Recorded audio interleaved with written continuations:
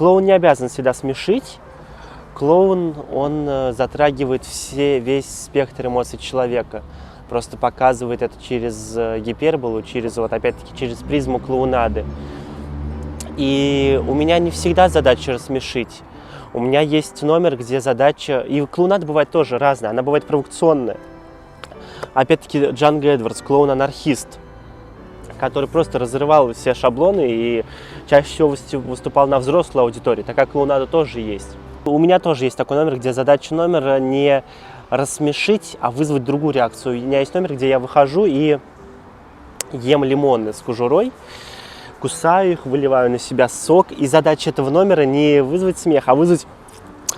Ой, какой кошмар! Вот это вот состояние у зрителя, когда они видят, как человек ест лимон. Хотя я, в принципе, если в обычной жизни, без маски, без образа, я увижу, как кто-то дольку лимона с чаем ест, меня всего перекрутит, но когда ты в образе, когда ты выступаешь, вот как-то там адреналин и вот это вот состояние клоуна еще больше, оно дает тебе возможность съесть лимон и ни разу не зажмуриться. То есть цель этого номера — я с каменным лицом ем лимон и не моргаю, ничего. То есть у меня абсолютно спокойное лицо, я его ем и выдавливаю на себя.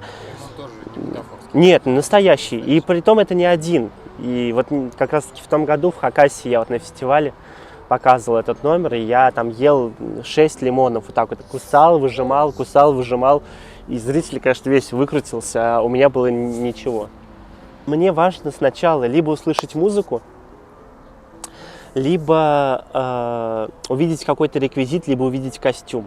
Вот если я обожаю блошиные рынки, если вот я увижу какую-то такую вот интересную хрень, так по-другому никак назвать, какую-то вот, я не знаю, или увидеть какую-то штуку, я в нее влюбляюсь, сразу же миллион идей каких-то, или услышу музыку. У меня мама моя татарка чистокровная, она прям, это во мне 50% татар. И для меня вот сколько, наверное, лет 5 назад, может быть 4 года назад, стал интересен вопрос можно ли сделать национальную клоунаду. Что это такое и как это может быть, и как вообще в это окунуться. И вот я очень долго думал, и потом благодаря стипендии Союза театральных деятелей Российской Федерации из СТД Республики Татарстан у меня появляется Шурале, кукла, и вот мы начинаем придумывать спектакль вместе с Еленой Калагановой, заслуженной артисткой Республики Татарстан, совместно с Лилией Ахмедзяновой. Мы вместе собрались, в основном, конечно, с Ленкой мы думали, Лилия нам тоже как режиссер помогала, вот. И мы начали думать, искать, что же это такое. Вот так родился спектакль «Абау». Мне самому было очень интересно, самому хотелось вот дать дань своей татарской стороне. И для меня было очень важно вот к теме грани, соблюсти грань, не насмехаться над культурой. Очень важно, потому что это не только уважение к зрителям, а как минимум это вот уважение ко мне, к себе, к самому, и к моей маме, и к моей бабушке. Вот. С уважением к культуре, через призму, потому что, опять-таки, люди же разные, не все могут считать то, что ты закладываешь, а скажут, ну вот ты насмехаешься, зачем так ты делаешь? И вот поэтому для меня очень важно было трепетно относиться к этому моменту. Мы взяли то, что вот чаще всего люди представляют о татарах, такие прям вот стереотипные мнения, это вот чай, это чпочмак, гуси. И сделали такой спектакль, который приглашает татарскую культуру, где через клоунаду мы это все показываем. У нас там и чай, и гуси, и татарские пляски, мастер-класс, как правильно танцевать, и как печь чпочмак мы тоже учим, и как пить по-татарски чай, и как вот Шурале. И Шурале вообще у нас в спектакле не злой, а добрый оказался, который просто хотел со всеми поржать и потанцевать. Один тот же спектакль, один город.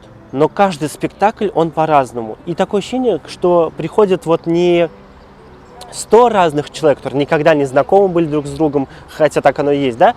А приходит какой-то живой, единый организм. И каждый спектакль у этого организма свое настроение, свое состояние, и, да, свой характер, да, свой вайб, своя атмосфера. И бывает, что с первой секунды начинает ржать без остановки в самых неожиданных местах. А бывает полспектакля, я борюсь. И, ну, бывает такое, и в Кремле было на Клоунику, и в Жизненно было, и на других спектаклях бывает, что ты как будто бы об закрытую дверь. Что значит, что я под этим подразумеваю? Не то, что я там выхожу на бокс со зрителями, а уже мои какие-то гэги, какие-то наработки, то, что я знаю, что цепляет. Вдруг бац, не работает. И начинаешь перестраиваться, попробовать давать. То есть это тоже, ты во время спектакля, этому нас учили, что ты, и Слава этому всегда говорил, Слава Полунин, и Дэвид Ларибли, и Дэвид Шайнер, что ты ищешь подход, крючки к зрителю, и если вот крючок зацепился, ты вот уже в этом направлении идешь. Иногда там мультяшность даешь, более меланхоличность, более грустность, более взрослые какие-то шутки, более детские. И тут вот как раз таки бывает, да, что раз ты одно сделал, другое, третье, и уже пытаешься раскачивать, а этот организм никак не дает, и бывает только вот под конец спектакля начинает он раскачиваться. Я хотел бы попробовать как-нибудь выступить в программе на Манеже, мне это очень интересно, но пока такой возможности не выдавалось. Я цирк очень люблю, и мне он нравится, и особенно мне нравится наш казанский цирк последние 2 года с приходом нового директора. Эльмира Хамидовна, это, конечно, просто большой подарок и большая радость, и я прям очень хочу с ней попробовать поработать. Мы даже уже встречались здесь в Казани и встречались в Сочи. Клоунада есть разная. Есть цирковая клоунада, цирковые клоуны, есть уличная клоунада, есть театральная, сценическая клоунада, клоунада в кино и больничная клоунада. И все клоуны, они разные. Разный метод работы, разные способы, разные школы и разная постановка трюка и так далее. Даже от архитектуры. В театре ты работаешь лицом на зрителей, как актеры. В цирке ты работаешь 360 градусов. И поэтому не все клоуны выступают в цирке. Вообще в России очень мало где можно обучиться. Это вот только какие-то мастер-классы, тренинги и воркшопы. Но я знаю, вот недавно мне наткнулась в новость ВКонтакте, что лицедей театр, который сейчас есть, они набрали себе курс при институте в Санкт-Петербурге. И я знаю, что у них уже такие курсы были, из этих курсов появлялись новые спектакли или новые команды. И вот, видимо, они сейчас снова набрали, и это тоже радостно. И, естественно, они там уже будут учить, скорее всего, как я думаю, театральной клоунаде, сценической. Я учился в Казанском хореографическом училище на артиста балета. Я там занимался с 6 лет. Сначала «Маленькие лебеди», потом я туда полностью поступил учиться после 3 класса. И 6 лет там проучился и понял, что эта профессия не моя. И втайне от всех родственников поступил в театральное училище на бюджет. Но только мама знала. А у меня папа во мне очень хотел видеть артиста балета. И вот я поступил в театральное училище на бюджетную эстраду, к Рустаму Ланурчу Фаткуллину, главному режиссеру театра на Булаке. И так получилось, что вот театральное училище закончил. И именно благодаря Рустаму Ланурчу он нам давал задания по клоунаде, по эксцентрике. И я понял, что мне это нравится. И я вот понял, что я могу существовать также в пластике. Все-таки уже 10 лет хореографического училища не убрать. Могу также существовать в пластике, но без академизма балета. И без слов рассказать свою историю, быть самим собой. Я смотрел с печалью и с грустью, потому что мне очень жалко, как выставляют такую прекрасную профессию, сложную, уникальную, интересную профессию клоуна в таком свете, что в массовом, так сказать, искусстве, в кино, что у людей, детей, которые это тоже смотрят, складывается неверное впечатление о клоунах, и это портит, конечно, репутацию. Хотя, с другой стороны, как бы, это у нас так, и мое отношение такое. В западной культуре, конечно, у них, особенности американской, это же американские истории про родительство вот этих вот жутких, страшных клоунов. Там они родились. Может быть, для них это и нормально, но дети-то везде одинаковые. Зачем детей приучать с детства к страху? И вот, конечно, я смотрел это все с печалью. Нельзя назвать, мне кажется, Джокера клоуном. Это не то, клоунада не про то. Конечно, клоун — это вообще другой мир, другая жизнь, но это не сумасшествие. К сожалению, там просто психически больной человек. А клоуны, я и которых я знаю, мы чаще всего все-таки адекватные люди, но при этом немного через призму клоунады смотрим на этот мир. И мне очень понравилось, я это всегда и везде говорю. Вроде бы это сказал Дэвид Ларибли, когда мы у него были на мастер-классе, или Джан Гейдверс, я точно сейчас не помню. Когда у актера спрашивают, кто ты, он отвечает: я работаю актером. А у человека, который клоун, спрашивают, кто ты, он отвечает: я клоун. Ты не работаешь клоуном, ты не выступаешь, ты не надеваешь костюм, а ты клоун всегда 24 часа в сутки. Вот. И это другое отношение к миру и к жизни. Нет. Ну а как же советские клоуны, лицедеи? Это же был пик просто. Весь Советский Союз их знал, когда после выхода славного номера «Осисяй». Как же Никулин, Михаил Румянцев, «Карандаш», Олег Попов, первый, кто выехал за границу и был известнейшим клоуном, который... Вот как раз-таки про это, лучше через это. Никулин, Попов, Румянцев, кто еще? Янгибаров. Вот кто делал прекрасные вещи и сделал это массовым, интересным. Люди ломились в цирке, ломились в театре, где выступали они, где выступали лицедеи. Это было действительно прекрасно, они несли прекрасное. А сейчас, к сожалению, такого уже нет, не так популярна клоунада. Когда я выступаю, чаще всего я выступаю на фестивалях или на запланированных мероприятиях.